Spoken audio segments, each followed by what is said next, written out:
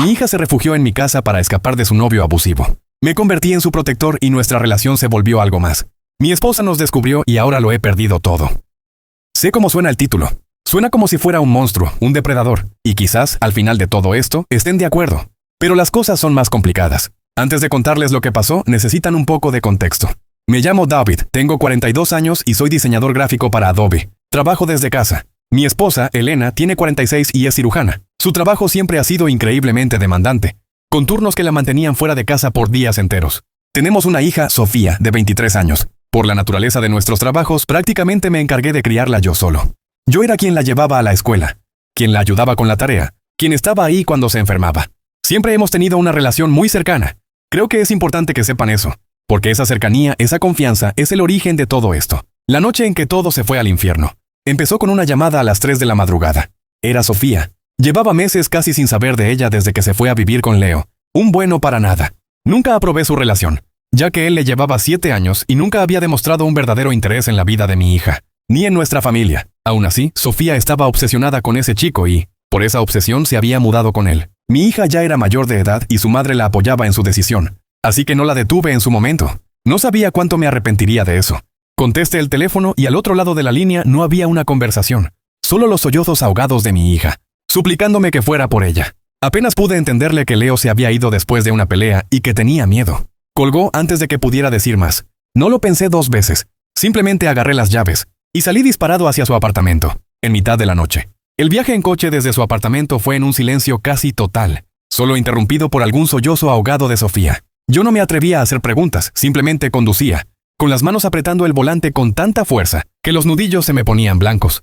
Cuando entramos en casa fue como si ella se apagara por completo. Dejó la bolsa de lona que llevaba en el suelo del recibidor y se quedó ahí parada, temblando, con la mirada perdida en la pared. Estaba sucia, olía a tabaco rancio y a sudor. Su pelo estaba apelmazado. No podía dejarla así. Ven, le dije en voz baja con la mayor delicadeza que pude. Te prepararé un baño caliente. Ella solo asintió, sin mirarme. La guié hasta el baño de arriba, el que usaba de adolescente, con sus azulejos de color pastel que de repente parecían una burla. Se sentó en la tapa cerrada del inodoro mientras yo abría el grifo del agua caliente. El sonido del agua llenando la bañera y el vapor que empezaba a empañar el espejo era lo único que se oía. Ella no se movía, solo miraba sus manos, que escondía dentro de las mangas de una sudadera gris, demasiado grande para ella. ¿Necesitas ayuda?, le pregunté, y mi voz sonó extraña en el espacio pequeño y húmedo. Ella negó con la cabeza, pero no hizo ningún movimiento para quitársela. Parecía congelada. Después de un momento, levantó la vista hacia mí, con los ojos llenos de una vergüenza que me partió el alma. No puedo levantar bien el brazo, susurró. Me duele. Esa simple frase fue la llave que abrió el infierno. Asentí con la mandíbula tan apretada que me dolía. Está bien, cariño, yo te ayudo. Me arrodillé frente a ella, que seguía sentada en la tapa del inodoro. Con mucho cuidado tomé los bordes de la sudadera. Vamos despacio, le dije. Ella levantó los brazos lo poco que pudo, haciendo una mueca de dolor. Mientras le pasaba la tela por la cabeza, su pelo cubrió su cara por un instante. Cuando la sudadera salió, ella se quedó con la cabeza gacha, como si no quisiera que la viera. Llevaba una camiseta de tirantes debajo, y entonces lo vi. En la parte superior de su brazo derecho, justo debajo del hombro, había un hematoma feo, morado y amarillo, con la forma inconfundible de unos dedos que habían apretado con demasiada fuerza. La bilis me subió por la garganta. Mi primer instinto, mi estúpido y optimista instinto de padre, fue pensar que se había caído. Pero entonces ella se movió un poco para ayudarme, y la camiseta se le subió un par de centímetros por el costado. Y vi otro, y otro más. Estaba repleta de moretones oscuros en la zona de sus costillas. Ya no había duda. Eso no eran caídas, eran golpes. Tragué saliva intentando que mi voz no temblara. Sofía, la camiseta también. Ella no protestó. Estaba completamente pasiva, como una muñeca rota. Se la quité. Y entonces lo vi todo. Su torso era un mapa de su sufrimiento. Moretones de diferentes colores, en diferentes estados de curación. Un arañazo largo y rojizo en su abdomen. Los vaqueros, dije, con mi voz que era apenas un susurro. Se puso de pie y con torpeza se los desabrochó. Yo la ayudé a bajárselos. Más marcas en sus muslos. Se quedó ahí de pie, bajo la dura luz del baño. Y por primera vez en 3 meses vi la verdad. La verdad que ella había estado escondiendo en sus mensajes de «estoy bien». Estaba destrozada, marcada, humillada. Y en ese momento, mientras el vapor del agua caliente llenaba la habitación, le hice una promesa silenciosa a mi hija y a mí mismo. Nunca nadie volvería a ponerle una mano encima. Yo me iba a encargar de eso. Sería su escudo sin importar el coste. La ayudé a meterse en la bañera. y ella se hundió en el agua caliente con un suspiro que sonó a rendición. Me quedé un momento ahí, de pie, viendo cómo el agua cubría las marcas de su piel. Luego salí del baño y cerré la puerta, apoyando la frente en la madera fría. No sabía que ese juramento que acababa de hacer, esa promesa de protección absoluta, sería el principio de mi propia destrucción. Salí del baño y la dejé ahí, hundida en el agua. Apoyé la frente en la puerta, respirando hondo, intentando calmar la furia helada que me recorría. La imagen de sus moretones estaba grabada en mis párpados. Fui a su antiguo cuarto, abrí el armario y saqué un pijama viejo, uno de esos de franela suave que usaba en invierno. Lo dejé sobre la cama. Unos minutos después la oí salir del baño. Entró en el cuarto envuelta en una toalla, con el pelo mojado pegado a la cara. No cruzamos palabras mientras la ayudaba a secarse la espalda con cuidado, evitando las zonas enrojecidas. Le pasé la camiseta del pijama. Sus brazos seguían temblando mientras intentaba metérsela. Tuve que ayudarla, guiando sus manos por las mangas como si fuera una niña pequeña. Y mientras lo hacía, mi cerebro gritaba: «Tienes que decirlo. Llama a la policía. Haz una denuncia. Es lo que hay que hacer». Era mi deber como padre, como ciudadano, como hombre. Protegerla significaba buscar justicia. Pero la miraba, tan frágil y pequeña sentada en el borde de su cama de la infancia, y las palabras se me atoraban en la garganta. ¿Era este el momento? ¿Justo ahora, después de verla tan rota? ¿No sería empujarla de un infierno a otro? Al diablo, tenía que hacerlo. Me senté en la silla de su escritorio frente a ella. Tomé aire. «Sofía», empecé, y ella levantó la vista. Sus ojos estaban llenos de cautela. «Tenemos que llamar a la policía. Tenemos que denunciar a Leo. Lo que te hizo es un crimen. No puede salirse con la suya». Fue como si la hubiera abofeteado. Se encogió sobre sí misma, abrazando sus rodillas contra el pecho. El color desapareció de su cara. «No», susurró. Y luego, más fuerte, con la voz temblando de pánico, me dijo: «No, papá, por favor, no. No lo entiendes». «Sí que lo entiendo, por eso...». Intenté razonar. «No», me cortó, y esta vez había lágrimas en sus ojos. «Si lo hacemos, él vendrá a buscarme. Se enfadará más. Solo empeorarás las cosas. Me prometiste que estaría a salvo. Y lo estás. Aquí nadie te hará daño», le aseguré, aunque su miedo era tan palpable que hasta yo empecé a dudar. «No estoy a salvo en ningún lado si él sabe que he hablado. Por favor, papá», suplicó, y su respiración empezó a agitarse, convirtiéndose en los mismos jadeos que había oído por teléfono. «No me hagas hacerlo. No puedo. Y ahí estaba mi elección. Hacer lo que la lógica y la ley dictaban, o proteger a mi hija del ataque de pánico que la estaba consumiendo delante de mí. La miré rota y aterrorizada y me rendí. Toda mi rabia, toda mi necesidad de justicia se disolvió ante su terror. Me levanté, me senté a su lado en la cama y la rodeé con mis brazos. Al principio se puso rígida, pero luego se derrumbó contra mi pecho, sollozando. «Está bien», le susurré acariciándole el pelo mojado. «Está bien, cariño, tranquila, no haremos nada que no quieras. Lo prometo. Ya estás a salvo». Sofía acabó quedándose dormida por puro agotamiento, acurrucada en su cama de la infancia. Yo no pegué ojo en toda la noche. Me senté en el sillón de la sala, viendo cómo la oscuridad del exterior se convertía en un gris enfermizo, y luego en la luz pálida de la mañana. Cada vez que cerraba los ojos veía los moretones en su piel. La promesa que me había hecho de protegerla chocaba con su terror a denunciar. No sabía cuál era el siguiente paso correcto. Solo sabía que no podía fallarle otra vez. Escuché el coche de Elena en la cochera sobre las 7 de la mañana. La puerta se abrió y ella entró, dejando su bolso en la mesa con el suspiro de alguien que ha pasado las últimas 24 horas de pie. Se veía cansada, pero su cara se transformó al ver la mía. «Dios mío, David, ¿qué ha pasado?» «Estás pálido como un fantasma», dijo acercándose. No hicieron falta muchas palabras. «Es Sofía», le dije. «Está en su cuarto. Tuvo que llamar anoche. Fui a por ella».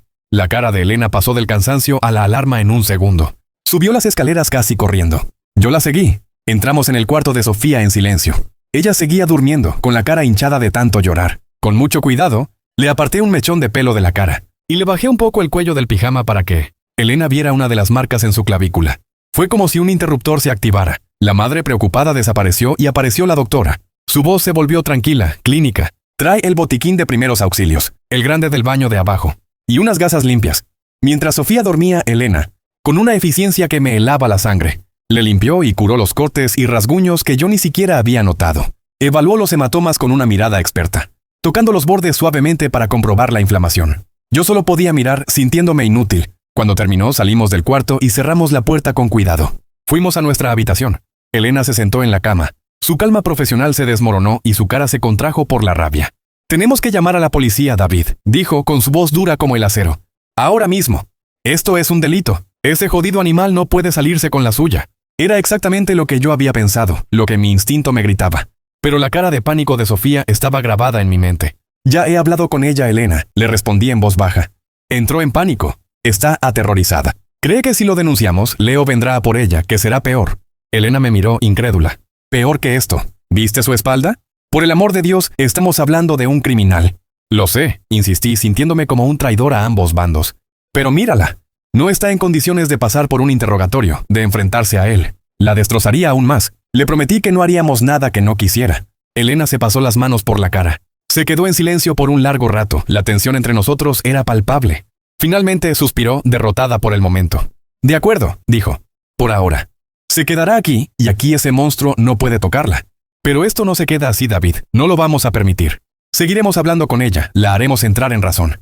Asentí sintiendo un alivio miserable. Habíamos pospuesto la decisión. No la habíamos tomado. Pero por ahora había paz. Las semanas después del regreso de Sofía, a casa se convirtieron en una especie de limbo borroso. Los días se mezclaban unos con otros, marcados no por el reloj, sino por el estado de ánimo de mi hija. Tengo la suerte, o la maldición, según se vea, de que gracias a mi tipo de trabajo podía trabajar desde casa. Pero con el tiempo que le dedicaba a Sofía y sus cuidados, mi rutina de trabajo se fue al traste. Las mañanas que antes dedicaba a mis proyectos más importantes, ahora las pasaba sentado en el sofá, fingiendo ver la televisión mientras ella tenía la mirada perdida, o preparándole tés y comidas que apenas tocaba. Dejé de aceptar reuniones importantes. Mi estudio en el piso de arriba empezó a acumular polvo. Mi único proyecto, mi única misión, era Sofía. Era como tener una niña pequeña en casa de nuevo. Solo que el silencio era mucho más pesado que los llantos de un bebé. Yo era su guardián, su cocinero, el filtro de su teléfono, que había empezado a sonar con números desconocidos, que ambos sabíamos a quién pertenecían. Ella dependía de mí para todo, y yo, en mi afán de protegerla, la envolví en una burbuja donde nada malo podía entrar. No me di cuenta en ese entonces de que tampoco nada bueno podía salir. Una noche, Elena llegó a casa después de un turno particularmente brutal. Eran más de las 10. Nos encontró en la sala, con una película de Disney puesta que ninguno de los dos estaba viendo. Sofía se había quedado dormida con la cabeza apoyada en mi hombro. Elena se detuvo en el umbral, y por un momento vi en su cara una mezcla de agotamiento y algo más, algo que no supe descifrar. Se acercó en silencio, cogió una manta del sillón y nos arropó a los dos. Más tarde, en la cocina, mientras se preparaba un té, suspiró. «Me siento tan inútil, David», me dijo en voz baja para no despertar a Sofía. «Quiero ayudar, pero apenas estoy aquí. Todo está recayendo sobre ti». «No te preocupes», le respondí, aunque yo también me sentía sobrepasado. «Lo importante es que ella esté bien. Ya pasará». Pero la cosa empeoró. Unos días después, el teléfono de Sofía vibró sobre la mesa de la cocina.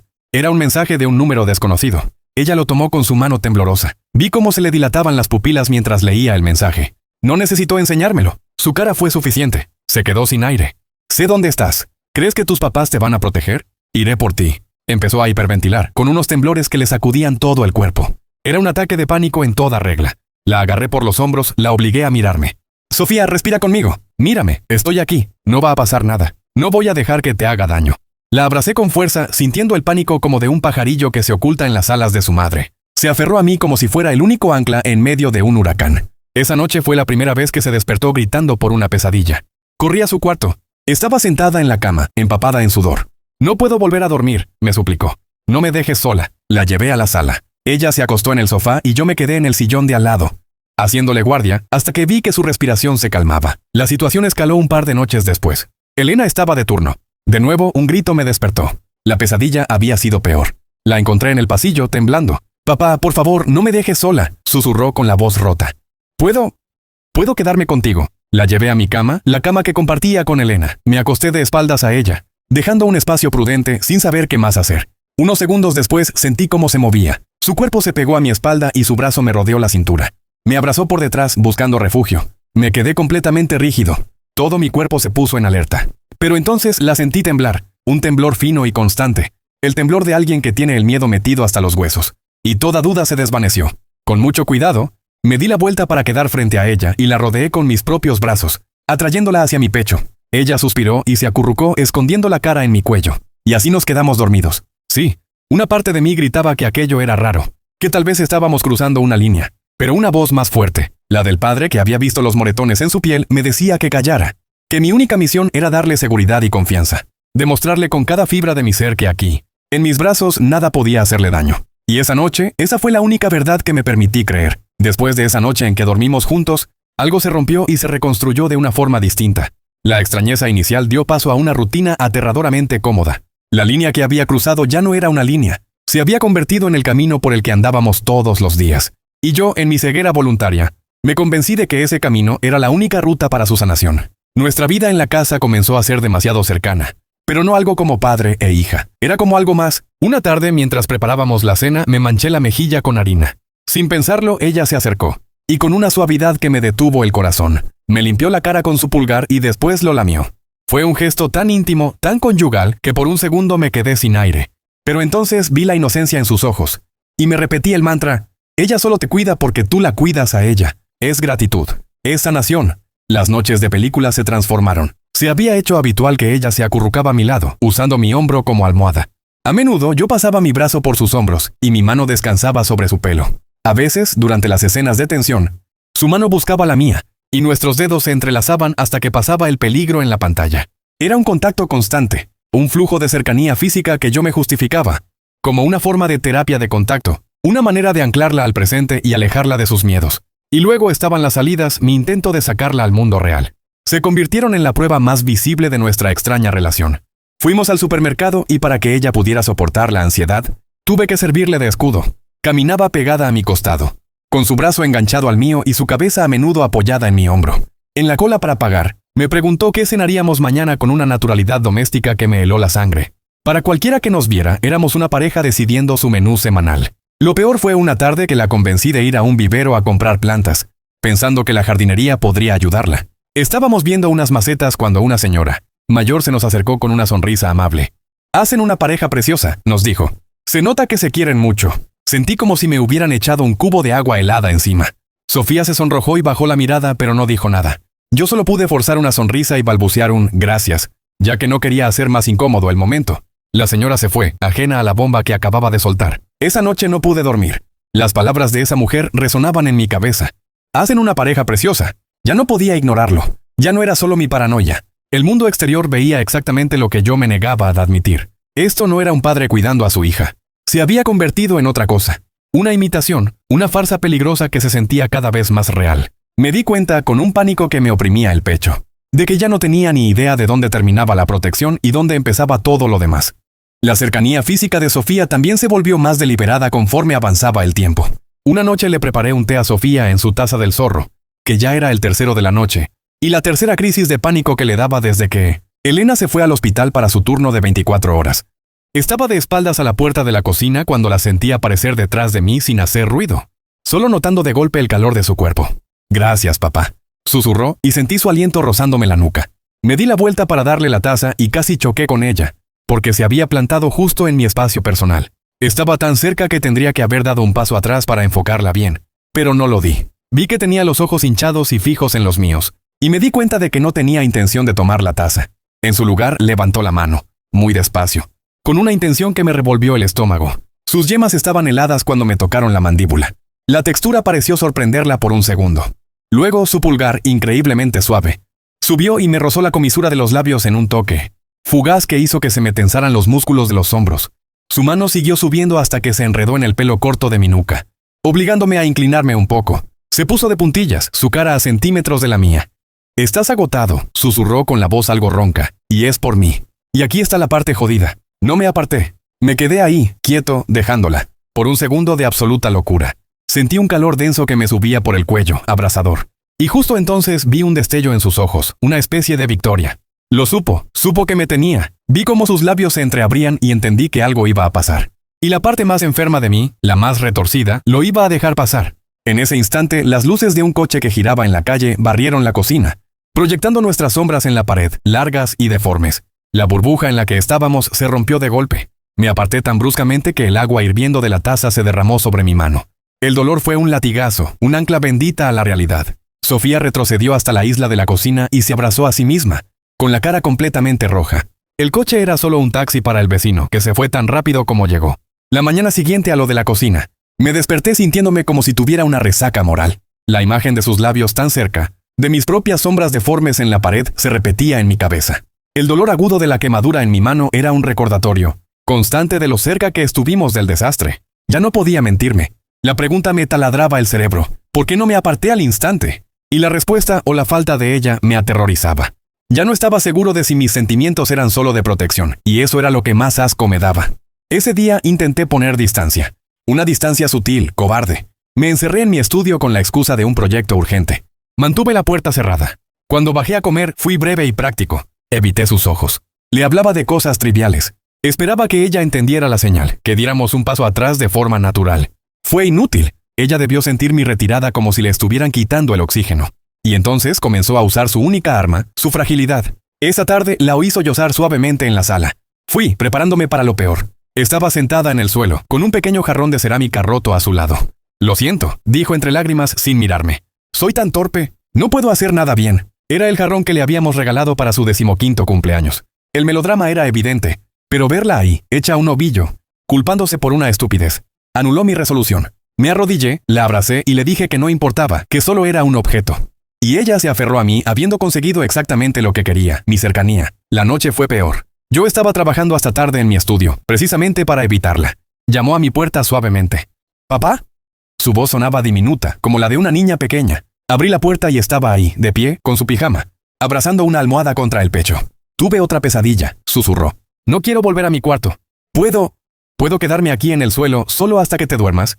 Y ahí estaba la trampa. No pedía mi cama, no pedía un abrazo, pedía el suelo. Una petición tan humilde, tan infantil, que rechazarla me habría convertido en un monstruo. Una parte de mí veía el chantaje emocional, la manipulación sutil. Pero la otra parte, la que dominaba, veía a su pequeña hija aterrorizada que había recogido del apartamento de Leo, la que tenía moretones en la piel. Y esa parte siempre ganaba. Claro, cariño, le dije con la voz de un hombre derrotado. Traje un edredón y se hizo un nido en la alfombra, a un par de metros de mi escritorio. Fingí seguir trabajando, pero no escribí ni una sola línea. Solo era consciente de su presencia, de su respiración tranquila ahora que estaba acompañada.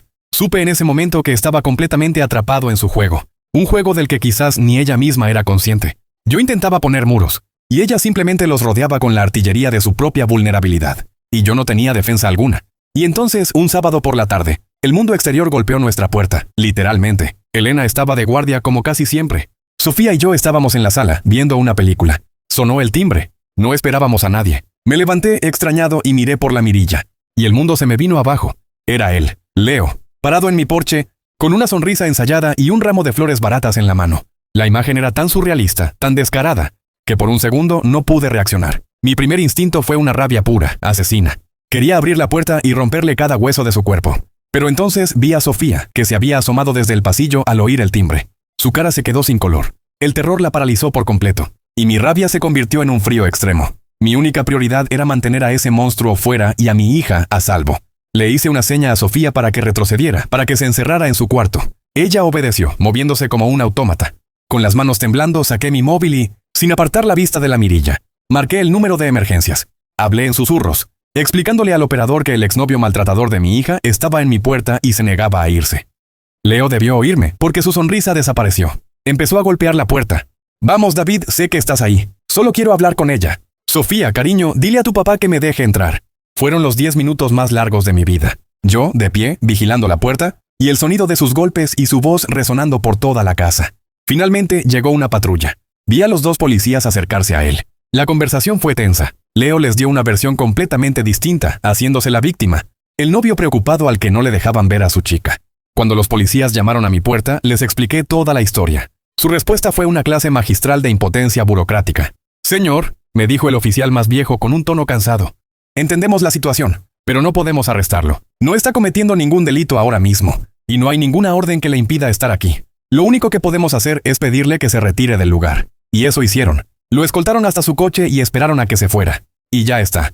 Cerré la puerta, con una sensación de frustración y rabia, tan intensa que tuve que apoyarme en ella para no caerme. Toda la seguridad que creía haberle dado a mi hija era una ilusión. La ley no nos protegía. Yo era la única barrera. Subí al cuarto de Sofía. Estaba hecha un ovillo en la cama, temblando. Me senté a su lado. Ya no había espacio para discusiones. «Sofía», le dije, y mi voz sonó más dura de lo que pretendía. «Esto se acabó. ¿Viste lo que pasó? Esto no va a parar. Él no va a parar». Ella no respondió, solo sollozó. «Mañana a primera hora», continué. «Vamos a llamar a un terapeuta, un profesional que te ayude a superar esto. Y te va a ayudar a encontrar la fuerza para ir a la policía y poner una denuncia. Necesitamos una orden de alejamiento. No es negociable. Es la única manera de que estemos a salvo». Esta vez no hubo protestas, no hubo pánico. Solo asintió una y otra vez con la cara hundida en la almohada. El terror a Leo, finalmente, había superado su terror a enfrentarlo. Conseguí la cita con una psicóloga recomendada por uno de los colegas de Elena, una especialista en traumas. Convencer a Sofía no fue tan difícil como esperaba. La visita de Leo la había dejado tan aterrorizada que aceptó la idea de hablar con alguien, como su única opción. Ya le había dado a la doctora un resumen por teléfono, una versión torpe y avergonzada no solo del abuso de Leo, sino también de la situación en casa, del tipo de relación que Sofía había desarrollado hacia mí. La hora que duró su primera sesión se me hizo eterna. Me senté en la sala de espera, hojeando una revista de decoración de hace 3 años sin ver realmente las fotos. Solo oía el murmullo ininteligible de sus voces al otro lado de la puerta. Cuando la puerta se abrió, Sofía salió primero. Tenía los ojos enrojecidos, pero su postura era diferente. Parecía más ligera, como si se hubiera quitado un peso de encima. Me dedicó una pequeña y cansada sonrisa. ¿Todo bien?, le pregunté poniéndome de pie. Ella asintió. Hablamos. De todo, dijo en voz baja. Y creo que tiene razón. Tengo que denunciarlo. Para que esto pare de verdad. Sentí una oleada de alivio tan inmensa que casi me mareó. Era la primera buena noticia en meses. Cariño, eso es increíble. Estoy muy orgulloso de ti, le dije y la abracé. Vamos a tomar un café para celebrar, propuse. Ve adelantándote al auto, yo pago la sesión y te alcanzo en un momento. Ella asintió y salió. Yo entré en el despacho de la doctora. Una mujer de unos 50 años con una mirada amable pero penetrante. David, pase, me dijo. Fue una sesión muy productiva. Su hija es increíblemente resiliente. Entonces, ¿cree que estará bien? Pregunté necesitando oírlo. Estará mal por un tiempo, respondió con honestidad. El trauma es profundo, pero hoy dio un paso de gigante. La decisión de denunciar es suya y es la correcta. Tendrá buenos avances. Me sentí más tranquilo, pero tenía que preguntar lo otro. Carraspeé, sintiéndome de repente como un adolescente. Doctora, y sobre lo otro que le comenté por teléfono, sobre su apego hacia mí. Ella asintió, su expresión no cambió. Sí, es un tema complejo, pero no es tan raro como podría pensar. En situaciones de trauma extremo, la víctima busca un ancla, una figura de seguridad primaria. Y en su vida, David, ese hombre siempre ha sido usted. Su cerebro, en un intento desesperado por encontrar protección y amor incondicional, ha transferido esos sentimientos a la única fuente segura que conoce. ¿Pero en qué momento? No supe cómo terminar la pregunta. No podría decirle exactamente en qué momento sus sentimientos se mezclaron para dar este resultado hoy. Me interrumpió suavemente. Para determinar eso necesitaremos muchas más sesiones. Lo importante ahora no es entender el origen exacto, sino manejar la situación actual. ¿Y cómo la manejo? ¿Qué hago?, supliqué. La doctora se reclinó en su silla. Mire, lo peor que podríamos hacer ahora es quitarle bruscamente su principal fuente de seguridad. Si usted se aparta, ella podría interpretarlo como otro abandono, lo que podría ser catastrófico. Por el momento, es mejor dejar la situación como está. Siga siendo su roca, hizo una pausa. Eso sí, con cuidado. Intente marcar pequeños límites donde pueda, sin que parezca un rechazo. Pero su rol principal, por ahora, es ser su apoyo incondicional. Me quedé callado por unos segundos, procesando. Límites, apoyo incondicional. Las dos ideas parecían contradecirse, pero era una profesional la que me lo estaba diciendo. Ella sabía de estas cosas. Asentí sintiendo una extraña mezcla de alivio y pánico. Alivio porque no tenía que convertirme en el malo y alejar a mi hija. Pánico porque acababan de darme permiso, casi una orden médica, para seguir caminando por el borde del precipicio. Entiendo, mentí. Gracias, doctora. Salí de la consulta y me reuní con Sofía para ese café, con las palabras de la psicóloga resonando en mi cabeza. Tenía una justificación profesional para su comportamiento. Y eso, lo supe en ese instante, era lo más peligroso que me había pasado hasta ahora. Las semanas siguientes a la primera visita al psicólogo, trajeron una falsa sensación de victoria. Sofía siguió yendo a terapia y, tal como lo prometió con el apoyo de la terapeuta, interpuso la denuncia contra Leo. Como ya había pasado tiempo y no había un parte médico del momento exacto del ataque, no hubo suficiente evidencia para presentar cargos criminales. Pero conseguimos lo que queríamos, una orden de alejamiento. Oficial, firmada por un juez. Si Leo se acercaba a ella o a la casa, iría directo a la cárcel. Sentí que por fin podíamos respirar. La amenaza física había desaparecido. Creí ingenuamente que ahora empezaría la verdadera sanación. Pero la calma fue una ilusión. Al quitar a Leo de la ecuación, la extraña energía de nuestra casa, en lugar de disiparse, se centró por completo en nosotros dos. Lejos de que el acercamiento terminara, se intensificó. Los abrazos se volvieron más largos. A veces, cuando me abrazaba al llegar yo de algún recado, sentía que no era el abrazo de una hija, era el de una mujer. Se pegaba a mí de una forma que me hacía sentir incómodo, pero me quedaba paralizado, repitiéndome las palabras de la doctora. Sea su roca incondicional. Empezó a buscar el contacto físico de formas más sutiles y descaradas. Una noche, mientras Elena nos contaba algo sobre su día, sentí la mano de Sofía buscando la mía por debajo de la mesa. La encontró y empezó a trazar círculos en mi palma con su dedo. Intenté retirar mi mano con disimulo, pero ella la apretó con suavidad, sin dejarme. Levanté la vista y ella me miraba con una media sonrisa. Mientras Elena seguía hablando, ajena a todo, sentí un sudor frío en la nuca. Otras veces, si yo estaba de pie en la cocina, ella se acercaba por detrás y me pasaba la mano por la espalda, con una caricia lenta, ascendente. Yo trataba de alejarme, de moverme con alguna excusa, pero a ella no le importaba, simplemente seguía, como si tuviera todo el derecho del mundo sobre mí, y los celos hacia su madre se hicieron evidentes. Si Elena llegaba y me daba un beso, la atmósfera de la habitación cambiaba al instante. Si Elena ponía su mano en mi hombro, Sofía se levantaba y se iba. Era tan notorio que una noche, cuando estábamos solos en nuestro cuarto, Elena finalmente lo dijo. «David», empezó con cautela. «No quiero sonar paranoica, pero ¿no has notado cómo se pone Sofía? Cada vez que nos mostramos afecto, se cierra, se va. Es muy raro». Mi corazón se disparó. Era mi oportunidad para decirle la verdad, para compartir el peso que me estaba aplastando. Pero vi la preocupación en su cara, el cansancio de sus turnos, y pensé en el frágil progreso de Sofía. Contarle la verdad a Elena solo traería una confrontación, un drama que, según la psicóloga, Sofía no estaba lista para manejar. Así que mentí. ¿Tú crees? Le dije, intentando sonar sorprendido. Yo no he notado nada. Cariño, ha pasado por un infierno. Es normal que esté sensible, que tenga altibajos. Probablemente lo estás imaginando. No le busques 3 pies al gato. Vi la duda en sus ojos. Sabía que no me creía del todo, pero también sabía que estaba demasiado cansada para discutir. Asintió, aunque no muy convencida. Esa noche me sentí como la peor basura del mundo. Ya no solo le ocultaba mis propias dudas y miedos a mi esposa, ahora estaba invalidando activamente sus preocupaciones para proteger un secreto, que se estaba volviendo más oscuro y pesado cada día. Ya no era un participante pasivo, era un cómplice. Pasaron unas semanas más, semanas en las que me acostumbré al peso de mi mentira, a la tensión constante en la casa. Había normalizado la situación hasta un punto que ahora me enferma admitir. Ya no me resistía activamente a la cercanía de Sofía, simplemente existía en ella. No le daba entrada, pero tampoco me negaba cuando ella me ponía en situaciones que sabía que estaban mal. Me había convertido en un cómplice pasivo de mi propia caída. El día que todo explotó, yo estaba en la cocina preparando la comida. Era un mediodía soleado. Sofía estaba conmigo, sentada en un taburete, sacándome plática. Todo se sentía normal, peligrosamente normal. ¿Necesitas que pique la cebolla?, preguntó.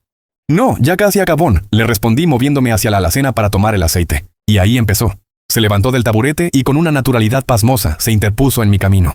Tuve que detenerme para no chocar con ella. Me sonrió.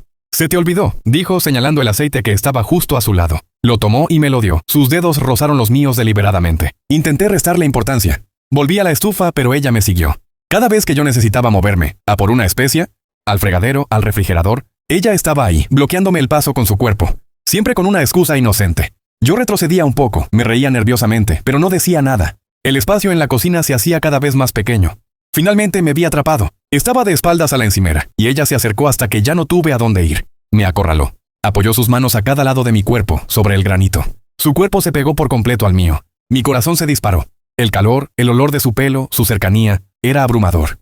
«Sofía», empecé a decir, pero mi voz se ahogó. «Shh», susurró y levantó la cara hacia mí. Sus ojos tenían una intensidad que me paralizó. Y entonces me besó. Fue un beso robado, al principio solo la presión de sus labios contra los míos. Mi reacción fue instintiva. Levanté las manos para apartarla, para empujarla, para crear el espacio que tan desesperadamente necesitaba. Sujeté sus muñecas con la intención de alejarla, pero no la aparté. Solo sostuve sus manos. Sentí su pulso acelerado bajo mis dedos. Mi resistencia, la poca que me quedaba, se hizo polvo.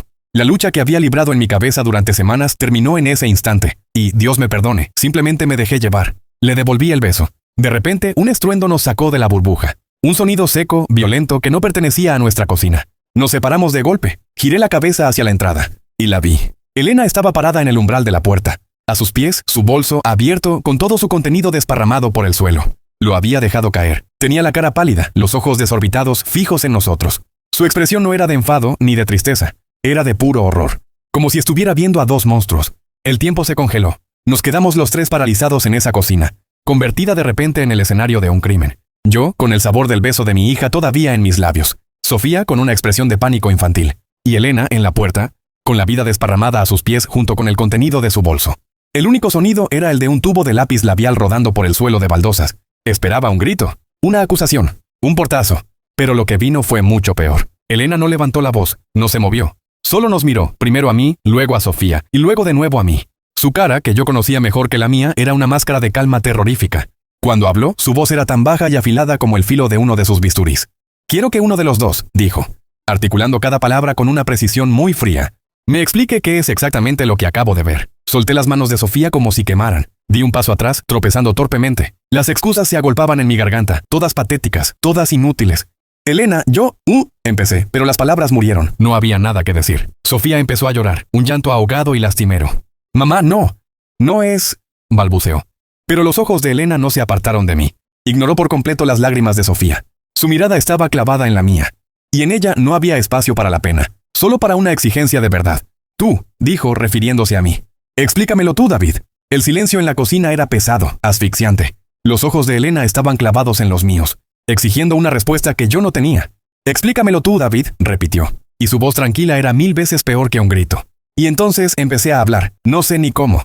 Las palabras salieron a trompicones, una confesión torpe y miserable. Le conté todo desde el principio. Le hablé de las pesadillas, de la noche que durmió en nuestra cama, de las salidas al centro donde se aferraba a mí como si fuera su única ancla. Le conté de los celos, de la tensión, de cómo había ignorado cada bandera roja repitiéndome a mí, mismo que solo la estaba protegiendo. Con cada palabra veía cómo la cara de Elena pasaba del horror a una rabia helada. La incredulidad en sus ojos se endureció hasta convertirse en puro desprecio. Cuando terminé, se me acercó, no gritó. Su voz era un siseo tembloroso y furioso. Te lo dije, me reclamó. ¿Recuerdas? Hace semanas en nuestro cuarto. Te pregunté si no te parecía rara su actitud, si no estaba siendo posesiva. ¿Y qué me dijiste tú? Me señaló con un dedo tembloroso. Me dijiste que estaba imaginando cosas. Me miraste a los ojos y me trataste como si estuviera loca. Elena, yo... Intenté. No. Ahora sí gritó y el sonido me hizo retroceder. No te atrevas a excusarte. ¿No te das cuenta de lo que has hecho? ¿De lo que has permitido en nuestra casa? Es tu hija, David, tu hija. Y tú dejaste que esto pasara, debajo de mi propia nariz. Cada palabra era un golpe. Yo solo podía quedarme ahí, aceptándolo, porque sabía que tenía razón. A nuestro lado, el llanto de Sofía se había intensificado, convirtiéndose en sollozos desgarradores que llenaban la habitación. El sonido finalmente captó la atención de Elena. Su cabeza giró bruscamente, y su furia encontró un nuevo objetivo. ¿Y tú?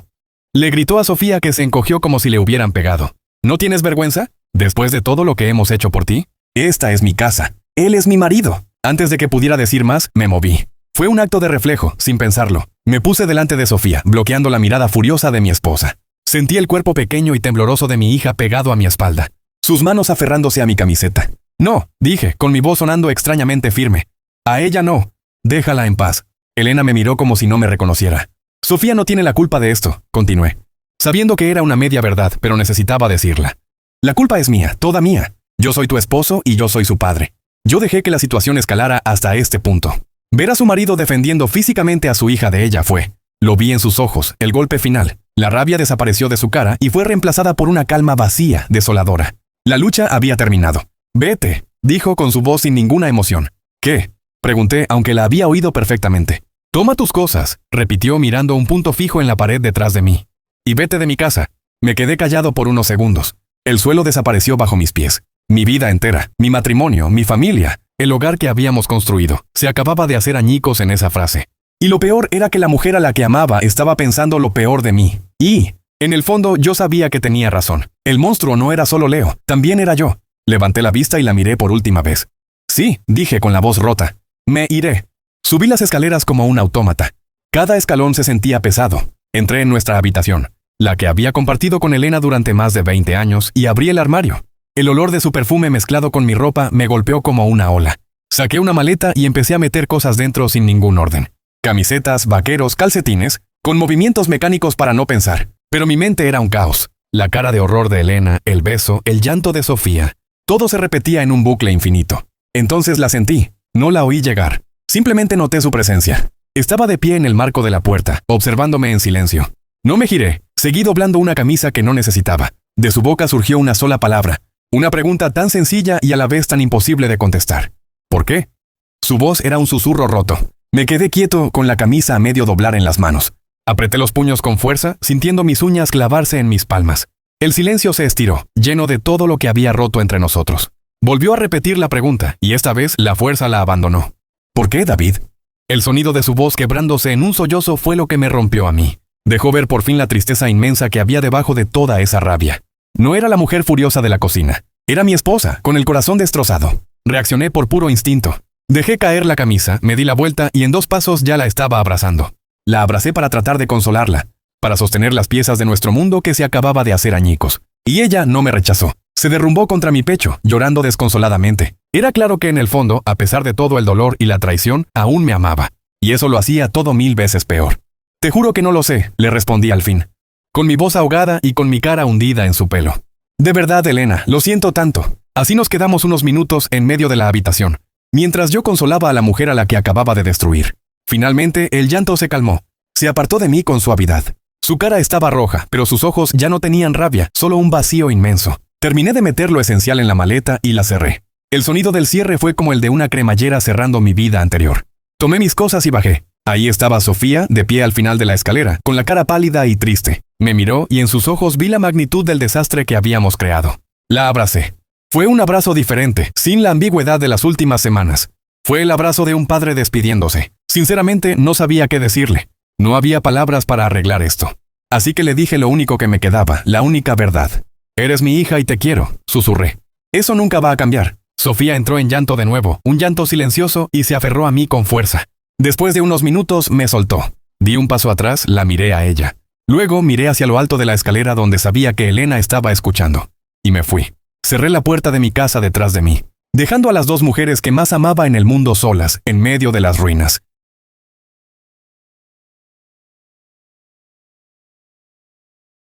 No sé ni cuánto tiempo he estado conduciendo. Acabé en un aparcamiento vacío en alguna parte de la ciudad. Estoy escribiendo esto en el móvil porque, sinceramente, no sé qué más hacer. No puedo llamar a nadie. ¿Qué les diría? Acabo de tirar más de 20 años de matrimonio a la basura. No sé qué tipo de relación tengo con mi hija. Mi esposa me odia y tiene toda la razón en hacerlo. No tengo a dónde ir esta noche. Mi coche es lo único que me queda. He jodido mi vida entera y no tengo ni puta idea de qué hacer ahora. Actualización. Hola a todos. Ha pasado mucho tiempo. Para ser honesto, nunca pensé que volvería a escribir aquí. Leí muchos de sus comentarios después de publicar mi historia. Muchos me llamaron monstruo, otros me dijeron que era un idiota. Y la mayoría tenía razón. Fue duro leerlo, ver el desastre de mi vida reflejado en las opiniones de cientos de extraños. Por la vergüenza y porque necesitaba enfocarme en arreglar lo que rompí, no sabía si debía actualizar. Pero siento que se lo debo a la historia y a mí mismo. Han pasado 10 meses desde que cerré la puerta de mi casa. 10 meses viviendo en este apartamento que todavía no siento mío. Los primeros meses fueron un infierno de silencio y culpa. Empecé a ir a terapia, tal y como me lo había propuesto. Fue brutal. Tuve que enfrentarme a todo, a mi ceguera voluntaria, a mi necesidad de sentirme el protector, a cómo mi propio miedo a fallarle a Sofía me llevó a cometer el peor error de todos. Mi psicólogo lo llamó un complejo de salvador tóxico. Un nombre elegante para decir que, en mi intento de ser un escudo, me convertí en parte de la jaula. La comunicación con Elena fue lo más difícil. Al principio se negaba a contestar mis llamadas. Luego pasamos a mensajes de texto, cortos, funcionales. Poco a poco aceptó tomar un café. La primera vez que nos vimos apenas hablamos. Solo nos sentamos en silencio, dejando que el dolor que había entre nosotros llenara la cafetería. Pero fuimos cediendo. El amor que habíamos construido durante más de 20 años no era algo que pudiera borrarse de un día para otro. Increíblemente, nunca hablamos de divorcio. Ni siquiera lo planteamos. Simplemente empezamos a hablar de nuevo, a reconstruir los escombros. No ha sido fácil. Ha habido discusiones, recriminaciones y silencios que duraban días. Las cosas no han vuelto a ser como antes. Probablemente nunca lo serán. Pero estamos juntos, tratando de arreglar las cosas. Y por primera vez en mucho tiempo, siento que todo va a ir bien entre nosotros. De vez en cuando me atrevía a preguntar por Sofía. La información me llegaba a través de Elena, como un reporte filtrado. Me contaba que estaba bien, que al principio, después de que me fui, estuvo devastada, pero que se aferró a su terapia con una fuerza que ni Elena ni yo sabíamos que tenía. Ha tenido grandes avances. Hace una semana, durante un desayuno, Elena me dijo algo que me detuvo el corazón. Ha estado preguntando por ti, me dijo en voz baja. ¿Quieres saber cómo estás? Hizo una pausa removiendo su café. Hablé con su psicóloga, continuó. Las dos creemos que ya es momento. Creemos que está lista para verte. Me quedé mirándola sin saber qué decir. Era lo que más había deseado y temido en estos 10 meses. David, ella quiere verte, repitió Elena, y puso su mano sobre la mía encima de la mesa. Y creo que tú también lo necesitas. Asentí, incapaz de hablar. Así que lo organizamos. No en casa, no en mi apartamento. Un lugar neutral. Una cafetería en el centro, a mediodía. Un lugar abierto, lleno de luz. Y aquí estoy, sentado junto a la ventana, esperando. 30 minutos antes de la hora. No sé cuál será la reacción de Sofía al verme, y tampoco sé muy bien si estoy haciendo lo correcto. No busco que me entiendan, y mucho menos que me perdonen o me validen. Sé que estuve mal. Sé el daño que causé a Elena, a Sofía y a mí mismo. Esto no es una excusa, es solo la historia de cómo me perdí. No sé si volveré a ganar la confianza de ambas, pero seguiré intentándolo sin importar qué, porque son las dos mujeres más importantes de mi vida.